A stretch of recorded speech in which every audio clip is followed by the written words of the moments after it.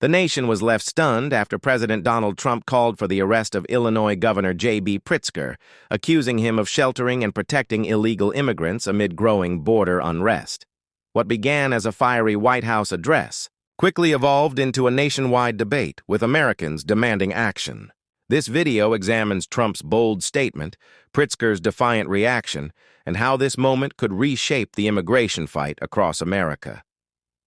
It was a gray morning in Washington, yet the White House press room was charged with intensity. Reporters leaned forward as President Donald J. Trump, now serving his second term as the 47th president, stepped to the podium.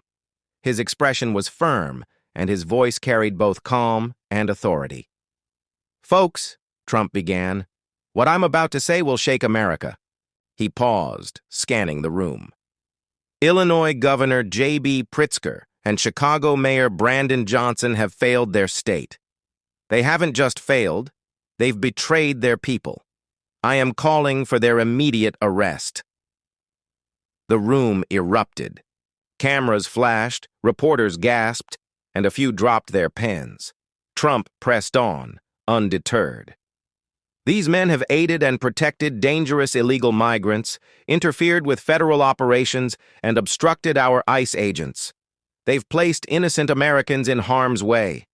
Meanwhile, protests had already broken out across Chicago following a wave of federal ICE raids that captured dozens of violent offenders. Online, videos showed agents under attack, vehicles rammed by mobs, and even a local minister injured in the chaos. Trump's next words cut through the noise. This isn't about politics anymore. This is about saving our nation from lawlessness. The statement echoed across the country. People paused in disbelief. Supporters celebrated. Critics scrambled. A new chapter in America's immigration battle had begun. In Chicago, Governor JB Pritzker faced the cameras, his tone sharp and his face flushed. "Let's state the obvious," he said. "Donald Trump is a convicted felon, unstable, and a wannabe dictator. If he wants me, tell him to come and get me." Beside him, Mayor Brandon Johnson stood tense, trying to appear confident. Outside the Illinois Capitol, crowds were split, some waving American flags and chanting, "USA, USA," while others held signs reading, "Hands off Pritzker" and "Sanctuary forever." Trump's post on Truth Social exploded online. The Chicago mayor should be jailed for endangering ICE officers. Governor Pritzker should be jailed too. Obstructing a federal investigation and harboring illegal aliens are crimes. Across the nation, families watched in silence. Parents who'd lost children to violence in Chicago whispered prayers, and others nodded at the TV screen saying, "At last, someone's standing up for us." But Pritzker doubled down, mocking Trump again. "Taco Trump always chickens out," he joked.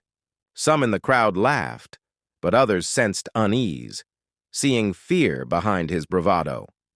The city was tense. Sirens blared, helicopters circled, and everyone waited for what would come next. Back in Washington, Trump returned to the podium after a short break, eyes blazing with conviction. "Let me be clear," he said. "In the past 72 hours, ICE has detained over 450 criminals in Chicago, drug traffickers, gang members, and cartel killers. And who tried to stop us? JB Pritzker and Brandon Johnson." He lifted a document before the press. "Obstruction of justice, 18 U.S. Code 1505, harboring illegal aliens, 8 U.S. Code 1324. These are federal crimes. Each carries up to 10 years in prison. No one is above the law, not even a billionaire governor with hotel money." Reporters shouted questions, but Trump continued firmly. "This isn't politics. This is about protecting American families. Chicago has become a war zone. More murders than combat zones overseas. Pritzker failed, and now he's panicking." Around the country, Americans listened in silence. A mother in Texas wiped her tears, thinking of her daughter lost to fentanyl. A weary Chicago police officer whispered to his partner, "The president's finally got our back." Meanwhile, in Springfield, Pritzker's team was in crisis mode.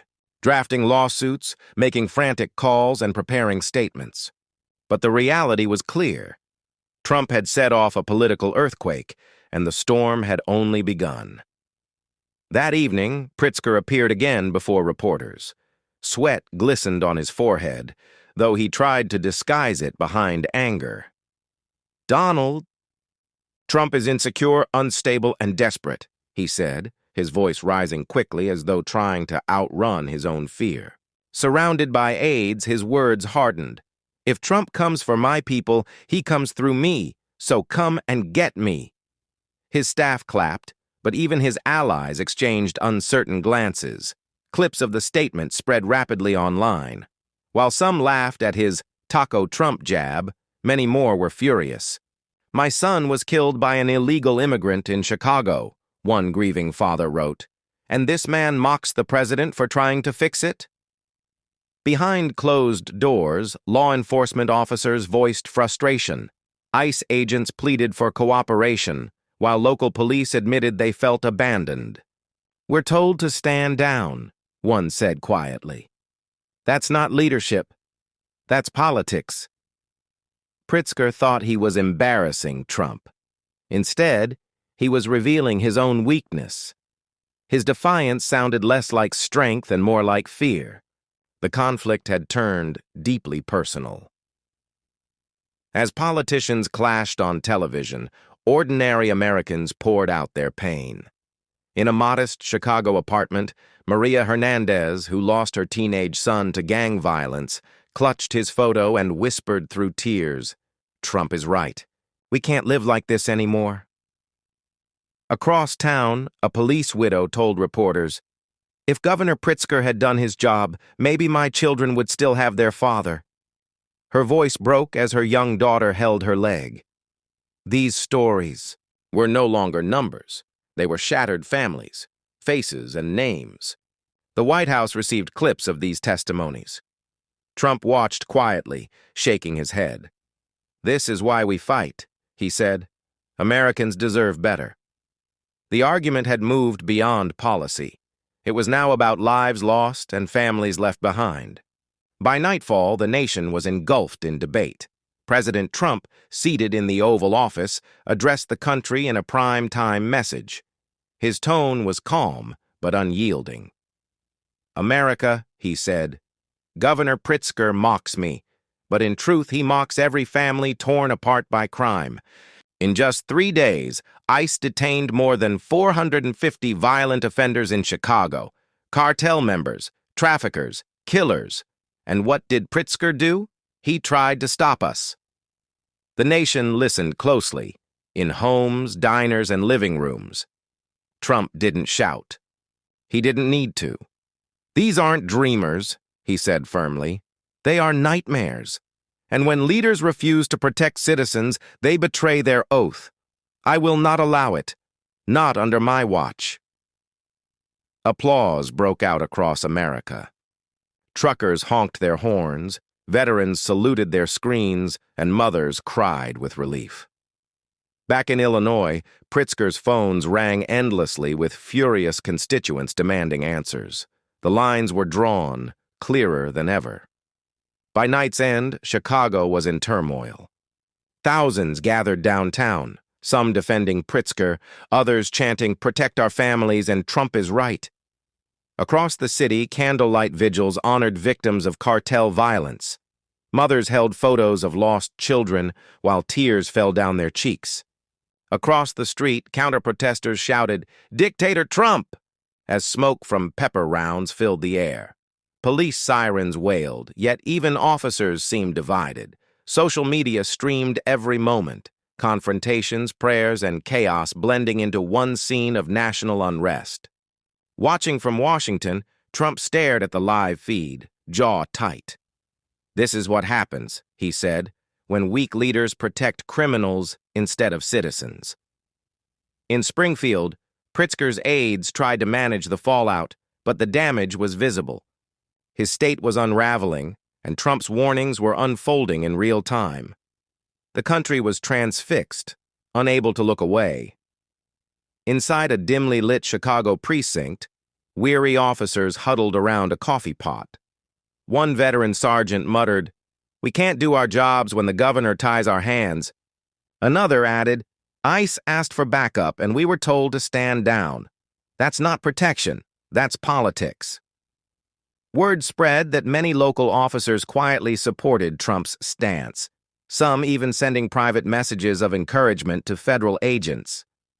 Meanwhile, a small group of National Guard troops stationed from Texas gathered in a temporary command post. Their commander reminded them, "You're here because Washington finally sees what's happening. Stay focused. The people are counting on us." Those hidden cracks in the system revealed a painful truth. Trump's demand for accountability was cutting deeper than politics. It was reaching the frustration of Americans who had risked their lives only to be let down by leaders like Pritzker. By now, his earlier defiance sounded hollow. Fear had crept into his team. And across the nation, people began to whisper the same question. What if Trump is the only one willing to stand up for us? Just after midnight, Trump dropped another bombshell on Truth Social. In bold letters, he wrote, 50+ violent illegals detained. Pritzker obstructed ICE. Johnson left our agents unprotected. This is criminal, and I won't stop exposing it. He added details the mainstream press ignored. How ICE teams were ambushed with rocks and getaway vehicles. How cartel groups linked to Tren de Aragua had trafficked fentanyl precursors through Chicago. Soon, screenshots of intercepted police reports began circulating online, showing how local leaders had ignored repeated warnings. Television anchors scrambled to react. Some tried to defend Pritzker, but the evidence was overwhelming. Others admitted uneasily, "This is bigger than we thought." Across the Midwest, families stayed glued to their screens. Many wept. One grandmother in Iowa whispered, "Finally, someone's telling the truth." Enraged, Pritzker ordered aides to prepare lawsuits and emergency press statements. But his repeated lines about Trump being a felon and a dictator now fell flat. He appeared defensive, shaken, and cornered, while Trump seemed calm and composed like a man in control. America understood this was far from over. It was only the beginning of a reckoning. As midnight deepened, Chicago pulsed with grief and anger. Outside City Hall, thousands gathered by candlelight. Some prayed aloud. Others wept quietly, holding up photos of loved ones lost to violence. An elderly man lifted his trembling hand. "My grandson was killed by an illegal last year," he cried.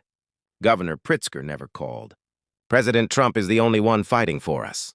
His voice broke, and the crowd erupted in agreement, many wiping away tears. Just blocks away, counter-protesters shouted back with signs reading, "No dictators" and "Hands off our governor." The air grew tense. Police sirens wailed, and helicopters circled above. On TV, commentators struggled to find words. Some said the country hadn't seen division like this since the civil rights era. But one thing was undeniable. Trump's words had struck a raw nerve in the American spirit. From kitchens to churches, from truck stops to city streets, people were talking, arguing, crying, and choosing sides. Immigration was no longer just policy. It had become the center of America's emotional struggle, unfolding live before the world. Inside the Illinois Capitol, Governor Pritzker sat surrounded by a shrinking circle of aides. His earlier confidence was fading under the weight of public outrage. "Sir, the phones are melting down," one advisor admitted. "Even Democrats in the suburbs are demanding answers." Pritzker slammed his fist on the desk. "This is Trump's circus. He's a felon, a dictator." But his voice cracked, revealing his own fear. Meanwhile, leaked footage emerged of ICE agents describing how they'd begged for backup during raids, only to be abandoned. "We were ambushed," one agent said. "Cars rammed us. Rocks flew. The governor ordered police to stand down." The video spread like wildfire. Viewers across the country wept watching officers describe betrayal. Hashtags like "Stand with ICE" and "Pritzker failed us" trended within minutes. Trump reposted one clip with 3 simple words: "Never again." Across Illinois, even lifelong Democrats began whispering, "Maybe Trump's right. Maybe we've been misled." For the first time, Pritzker's political stronghold looked fragile. shaken under the light of truth. As dawn approached, Trump delivered another stunning blow. From the White House, he went live on national television. His voice was measured but firm. "Folks, let me tell you what they won't," he said. "Governor Pritzker's corruption runs deep.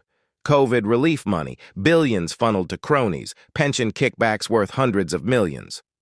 And now we learn his inner circle ignored gangs and cartels, turning Chicago into their playground." He paused, letting the silence speak. Across America, families stopped what they were doing. Mothers hugged their children. Veterans shook their heads. Farmers turned up their radios. "This isn't leadership," Trump continued. "It's betrayal.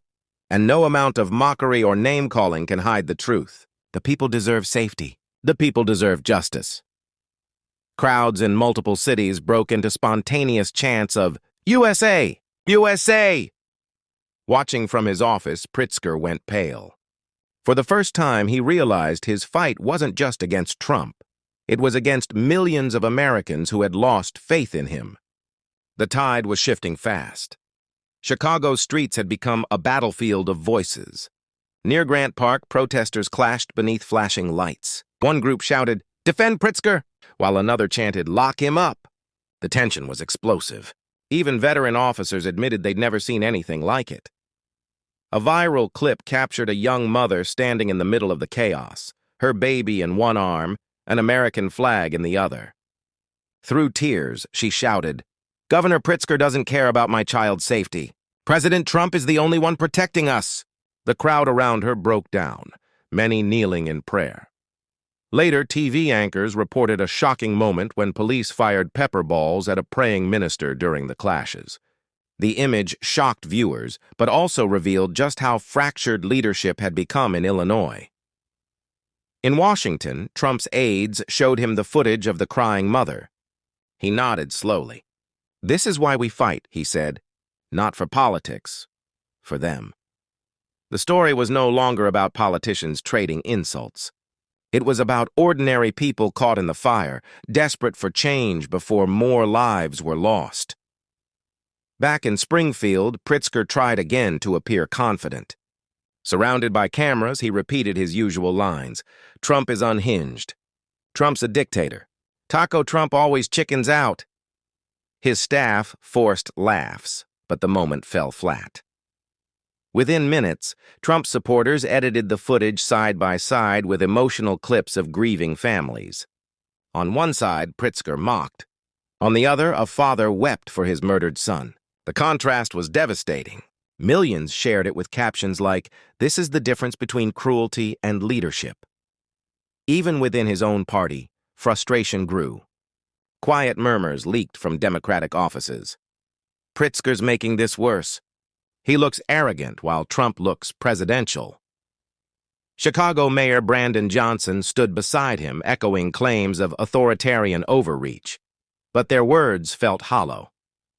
What they hoped would humiliate Trump had instead backfired, making them appear detached and uncaring. At 1 a.m., President Trump delivered one final message that shook the nation. From the White House podium, his voice was calm but resolute. "America is watching," he began. "Tonight you've seen mothers cry for safety, fathers beg for justice, and children grow up without parents because of failed leadership. JB Pritzker and Brandon Johnson turned their backs on our brave ICE agents and betrayed their oath. I will not stop exposing them." He raised a stack of documents. "Receipts, folks. Billions wasted, cronies enriched, cartel ties ignored. This isn't compassion. It's corruption. And the American people deserve to know." Across the country, homes fell silent. Families clasped hands. Truckers on highways honked their horns. Veterans whispered prayers of thanks. In Chicago, Trump's words replayed on every phone screen. Pritzker's team looked defeated. Their mockery now felt meaningless against Trump's resolve. For millions, that night became unforgettable. This wasn't just a policy debate, it was a battle for America's soul, raw and unfolding minute by minute. By early morning, Chicago's South Side faced another flashpoint. Outside a small brick church, dozens gathered to pray for peace. A pastor led hymns, his trembling voice carrying in the cold night air. Mothers held their children close as candles flickered. Suddenly, counter-protesters stormed the area, shouting, "Trump is a dictator!" Police moved to separate the groups, but chaos erupted. In the confusion, pepper balls were fired, one striking a kneeling minister on the shoulder. The image of a praying man hit by police spread online within minutes. To some, it symbolized unrest. To many more, it showed how deeply leadership in Illinois had broken down. From Washington, Trump responded swiftly, "We don't fire on prayer. We don't fire on peace. But when criminals hide behind chaos, law enforcement gets caught in the middle, and that's on Pritzker, not us." Clip of Trump's statement went viral instantly. His measured defense stood in stark contrast to Pritzker's insults from the night before. The more unstable Illinois appeared, the steadier Trump looked, like the calm force Americans were searching for. As morning broke, national news outlets began interviewing ordinary citizens. One Fox News segment captured the nation's attention. A Chicago father, wearing a faded work shirt, held a framed photo of his teenage daughter. His voice trembled as he spoke. She was walking home from school when she got caught in gang crossfire. Gangs ICE had warned about, but that were protected under this so-called sanctuary policy.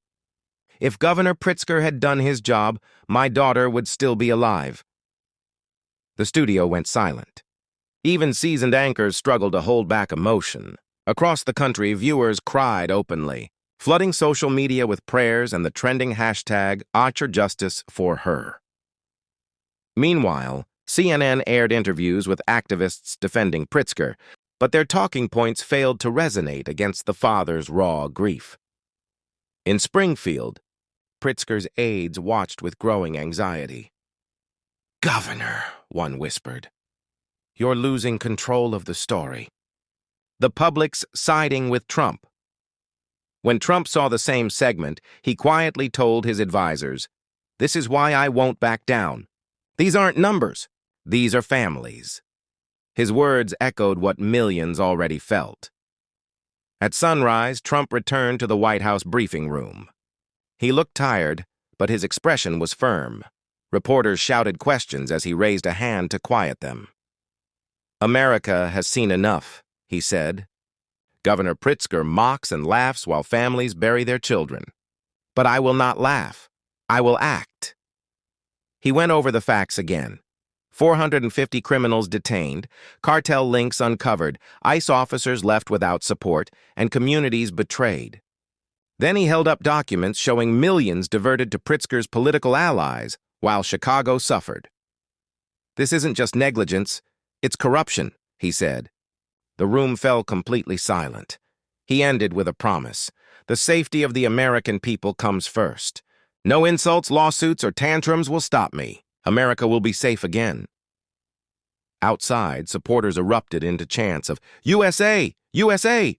echoing across Pennsylvania Avenue. Inside his office, Pritzker looked pale and shaken. The jokes he had made hours earlier now seemed childish. For the first time, he understood Trump wasn't just countering him. He was winning. By mid-morning, downtown Chicago was in chaos. Protesters crowded the streets, waving flags or holding banners defending sanctuary policies. Police sirens blared. Businesses locked their doors as tensions grew. ICE convoys moved through the city, escorted by National Guard trucks from Texas. Supporters cheered, shouting, "Protect our families," while counter-protesters hurled bottles and fireworks. Riot police formed lines but looked overwhelmed. Across social media, live streams captured the unrest, tear gas hanging over intersections, mothers shielding children, pastors pleading for calm. One viral clip showed teenagers holding signs reading, "Trump saved my brother," thanking ICE for arresting gang members the night before. Their gratitude broke through the noise. At the White House, Trump watched the feeds on multiple screens. He turned to his team and said firmly, "The people see the truth now. They see who's protecting them and who's failed them." For millions of Americans, the issue was no longer political. It was survival. Inside the governor's mansion, the mood was grim. Pritzker paced nervously, surrounded by exhausted aides.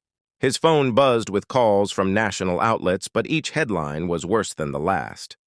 "Governor," one advisor said quietly, "the images are everywhere.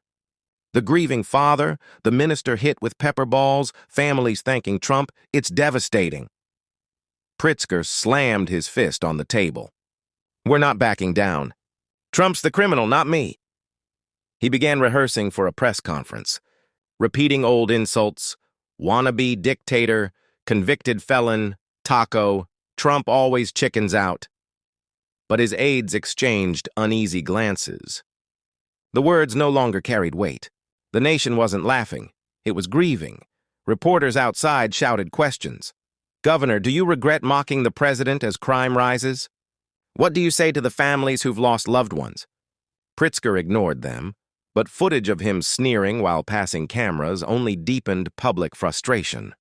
Behind closed doors, one advisor murmured, "He doesn't get it. Trump's flipped the entire story." At noon, Trump took the podium again. This time his tone was calm and solemn. "America," he began, "this isn't about red or blue states. It's about life and death, about parents burying their children while politicians laugh. Enough is enough." He then held up photos of crime victims. "These aren't numbers. They're Americans. They deserve better."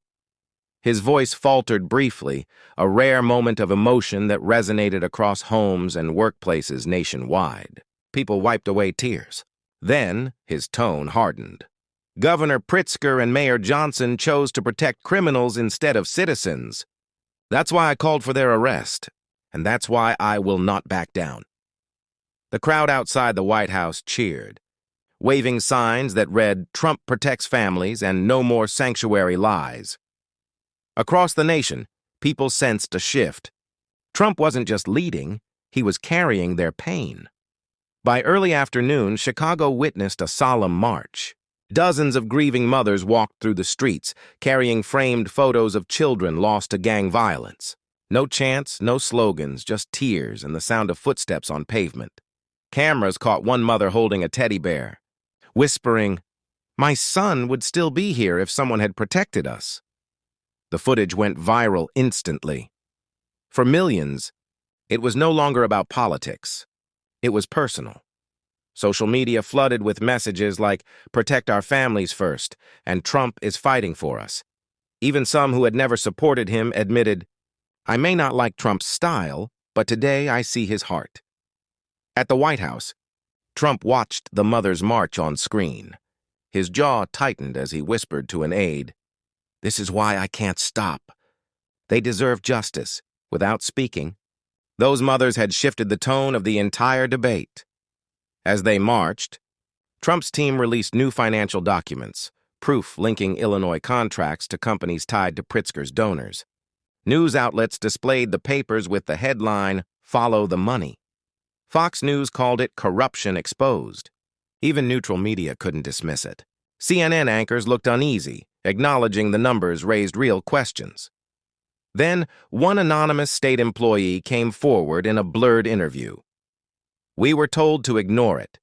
Everyone knew illegals were being shielded for votes." The confession, paired with images of mourning families, sent shockwaves nationwide. Hashtags like "Pritzker exposed" and "Trump was right" dominated the internet. Meanwhile, Pritzker faced cameras at his own press conference. His voice shook as he insisted, "Trump is lying. We've done nothing wrong." But the defensive tone only made him appear weaker. Trump, in contrast, posted simply on Truth Social. "The people see the truth. No spin, no lies, just facts. America deserves better." The contrast was undeniable, and the nation noticed. By evening, families gathered across America to watch the coverage. Fathers, mothers, workers, and veterans, all watching the same images: crying fathers, praying ministers, mourning mothers, and a president speaking directly to their pain. In a small diner in Ohio, an elderly veteran set down his coffee and said quietly, "I've seen war overseas, but what's happening in Chicago looks worse. Thank God Trump's standing up. People around him nodded, some with tears in their eyes. On radio call-in shows, mothers wept as they spoke of losing their children. Truckers phoned in from the road, saying they had never felt such deep betrayal from their leaders. America's heart was breaking and uniting. Sensing the nation's emotion, Trump addressed the country again from the Oval Office that evening. To every family who's lost someone, he said, I hear you. I see you, and I will fight for you until my last breath. You are not forgotten. His words echoed across the nation. For many, it was the most heartfelt moment of his presidency. Meanwhile, Governor Pritzker's earlier mockery, wannabe dictator Taco, come and get me, now rang hollow as news networks replayed his remarks alongside images of grieving parents. This was no longer a debate. It was a reckoning. By nightfall, protests in Chicago had reached a breaking point. What began as chanting quickly descended into chaos when agitators hurled bottles and fireworks at ICE vehicles. The air filled with smoke, sirens, and the cries of frightened families. Television cameras captured one haunting image, a mother shielding her daughter from a flying brick, shouting, "We just want peace!" That single moment spread across the nation, breaking hearts everywhere. National Guard units held their positions, protecting ICE officers as they moved detainees onto armored buses.